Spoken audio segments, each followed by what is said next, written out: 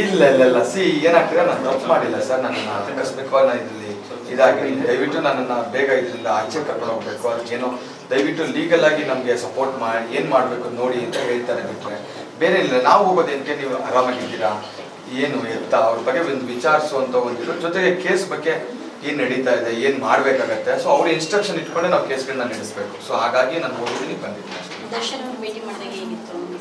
ಇರೋದಲ್ಲ ನನಗೆ ಅವ್ರು ನೋಡಿ ಇವ್ರೆ, ನಾನು ಈ ಮಾಧ್ಯಮ ಮುಖಾಂತರ ಹೇಳ್ತೀನಿ, ಒಬ್ಬ ವ್ಯಕ್ತಿ ಒಂದು ಹೆಸರು ಮಾಡಿ ಒಂದು ಸ್ಥಾನಕ್ಕೆ ಬರ್ತಾನೆ ಅಂದರೆ ನಿಜವಾಗ್ಲೂ ಅದು ಈಸಿ ಅಲ್ಲ, ತುಂಬಾ ಕಷ್ಟ.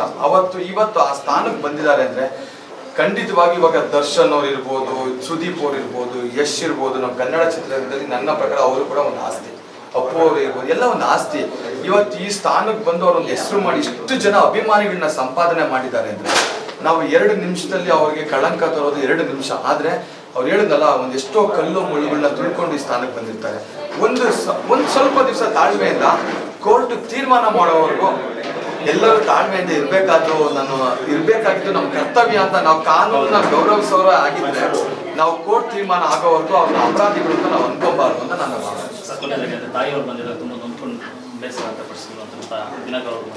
ಅದು ನನಗೆ ಖಂಡಿತವಾಗಿ ಮಾಹಿತಿ, ನನಗೆ ಅವ್ರ ಪರ್ಸನಲ್ ಥಿಂಗ್ಸ್ಗಳ ಬಗ್ಗೆ ನನಗೇನು ಮಾಹಿತಿ ನನಗೆ ಖಂಡಿತವಾಗಿಲ್ಲ. ಕೊನೆಯದಾಗ ಒಂದು ಮಾತು ಹೇಳಿ, ಇದರಲ್ಲಿ ಸಿಲುಕಿರ್ಬೋದು, ನಾವು ತಪ್ಪೇ ಮಾಡಿದ್ದಾರೆ ಅಂತ ಹೇಗೆ ಹೇಳಕ್ ಸರ್? ಇಲ್ಲ, ಸಮ್ಟೈಮ್ಸ್ ಖಂಡಿತವಾಗಿಯೂ ಆಗತ್ತೆ. ಸಮ್ಟೈಮ್ಸ್ ತಪ್ಪು ಮಾಡಿದ್ರೇನೆ ಸಿಗಾಕೊಂಡ್ಬರೋದಿಲ್ಲ. ಹಾಗಾಗಿದ್ರೆ ಬೆಂಗಳೂರು ಫುಲ್ ಜೈಲ್ ಆಗ್ಬೇಕಾಗಿತ್ತು. ಇಷ್ಟೊಂದು ಜನ ಹೋಗ್ತಾರೆ, ಆಚೆ ಬರ್ತಾರೆ. ಸೊ ಹಾಗಾಗಿ ಸಬ್ಸ್ಟಾನ್ಷಿಯಲ್ ಎವಿಡೆನ್ಸ್ ಇಲ್ಲದೆ ಈಗ ಕಸ್ಟಡಿ ತಗೊಳ್ಳೋದು ಇಷ್ಟು ಈಸಿ ಇಲ್ಲ ನೋಡಿ, ಏನೋ ಎವಿಡೆನ್ಸ್ ಸರ್ಕಮ್ಸ್ಟೆನ್ಸ್ ಇವ್ ನೋಡಿ, ಇಲ್ಲಿ ಬಂದಿರ್ತೀವಿ, ಇಲ್ಲೊಂದು ಏನೋ ಒಂದು ಘಟನೆ ನಡೀತದೆ, ಇಲ್ಲ ಅಕ್ಕಪಕ್ಕ ನಡೀತದೆ, ಇಲ್ಲಿ ಹೋದವ್ರಿಗೆ ಎಲ್ಲರಿಗೂ ಕೂಡ ಎಲ್ಲರೂ ಕರೆದು ಎನ್ಕ್ವೈರಿ ಮಾಡ್ತಾರೆ. ಎಷ್ಟೋ ಸಮಯ ಆ ಜಾಗದಲ್ಲಿ ಅವ್ರು ಇದ್ರು ಅಂದ್ರೆ ಅವ್ರ ಪಾಪ ಅವ್ರು ಏನು ಮಾಡಿರೋದೇ ಇಲ್ಲ, ಅವರು ಕೂಡ ಕಸ್ಟಡಿ ತಗೊಳ್ಳುವಂತ ಚಾನ್ಸಸ್ಗಳು ಇರ್ತೈತೆ, ಸಿಚುವೇಶನ್ಸ್ಗಳು ಕ್ರಿಯೇಟ್ ಆಗುತ್ತೆ ಆ ತರ. ಅಥವಾ ಇವರು ಸೇರಿಸಬಹುದು, ಏನ್ ಬೇಕಾದ್ರೂ ಆಗ್ಬೋದು, ಅದು ಕೋರ್ಟ್ ತೀರ್ಮಾನ ಮಾಡುತ್ತೆ ಅಷ್ಟೇ. ಇಲ್ಲ, ಕರ್ಕೊಂಡು ಬರಲ್ಲ.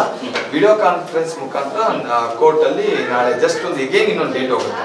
ಅದಾದ್ಮೇಲೆ ಇನ್ನು ಸ್ವಲ್ಪ ದಿವಸ ಆದ್ಮೇಲೆ ಬೇಲ್ ಮೂವ್ ಮಾಡೋದು, ಅದು ಮತ್ತೊಂದು ಆಮೇಲೆ ನಡೆಯುತ್ತೆ.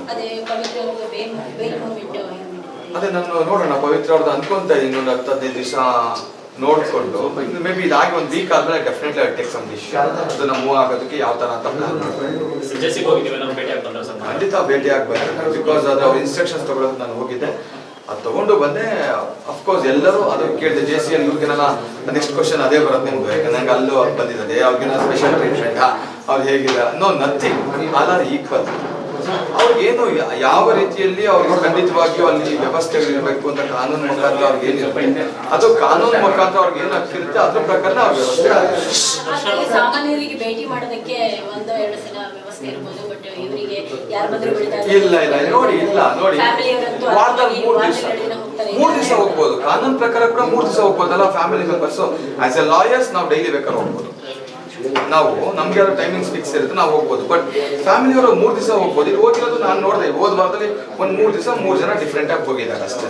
ಅಂಡ್ ಜೊತೆಗೆ ಎಕ್ಸ್ಟ್ರಾ ಏನು ಹೋಗಿಲ್ಲ ನಾನು ನೋಡಿದ ಪ್ರಕಾರ. ಅಫ್ಕೋರ್ಸ್ ಚೆನ್ನಾಗಿದ್ದಾರೆ, ಬಟ್ ಏನಾದ್ರು ಅವ್ರಿಗೊಂದು ನೋವು ಖಂಡಿತ ಇರುತ್ತಲ್ಲ. ಯಾಕಂದ್ರೆ ಒಬ್ಬ ಮನುಷ್ಯ ನಿಮ್ಗೆ ಹೇಳ್ದಂಗೆ ಸೆಲೆಬ್ರಿಟಿ ಜವಾಬ್ದಾರಿ ಇರುತ್ತೆ, ಆ ಸ್ಥಾನಕ್ಕೆ ಬಂದಿದ್ದಾರೆ ಅಂದ್ರೆ, ಇವತ್ತು ಆ ಸ್ಥಾನಕ್ಕೆ ಬಂದವರು ನಾವು ಇಷ್ಟೊಂದು ಫೋಕಸ್ ಮಾಡಿ ಇಷ್ಟು ನಾವು ನೋಡ್ತಾ ಇದೀವಿ ಅಂದ್ರೆ, ಆ ಸ್ಥಾನಕ್ಕೆ ಬರಕ್ಕೆ ಅವರು ಎಷ್ಟೋ ಕಲ್ಲು ಮುಳುಗಳನ್ನ ತುಳ್ಕೊಂಡೆ ಈ ಸ್ಥಾನಕ್ಕೆ ಬಂದಿರ್ತಾರೆ. ಏಕಾಏಕಿ ಈ ಸ್ಥಿತಿಗೆ ಬಂದಾಗ ಈ ರೀತಿ ಆಪಾದನೆಗಳು ಅವ್ರು ಹೊತ್ತಾಗ ಖಂಡಿತವಾಗಿಯೂ ಆ ನೋವು ಅವರಲ್ಲಿ ಇದೆ, ಖಂಡಿತ ನೋವಿದೆ, ಇಲ್ಲ ಅಂತ ನಾನು ಹೇಳಕ್ಕೆ ಆಗಲ್ಲ. ಆ ನೋವಿದೆ, ಆ ನೋವಿಂದ ಅವ್ರು ಹೊರಗಡೆ ಖಂಡಿತ ಬರ್ತಾರೆ. ನಾನು ವೆರಿ ಸಿಂಪಲ್, ನಾನು ಇವತ್ತು ಹೇಳ್ತೇನೆ ನೋಡಿ, ನಮ್ಮ ರೋಷನ್ ಬಂದ್ರು, ನಾನು ಇದೇ ಮುಖಾಂತರ ತಮ್ಮ ಮಾಧ್ಯಮಗಳನ್ನ ಕೇಳೋದಿಷ್ಟೇ. ನಾನು ಅವಾಗಲೇ ಕೂಡ ಹೇಳಿದೆ, ಈ ತೂಫಾನ್ ಮೂವಿ ಅದು ಒಂದು ಗ್ಲಿಮ್ಸ್ಗೋಸ್ಕರ ಬಂದಿದ್ದೆ, ಅದನ್ನ ನೋಡಿ ನನಗೆ ರಿಯಲಿ.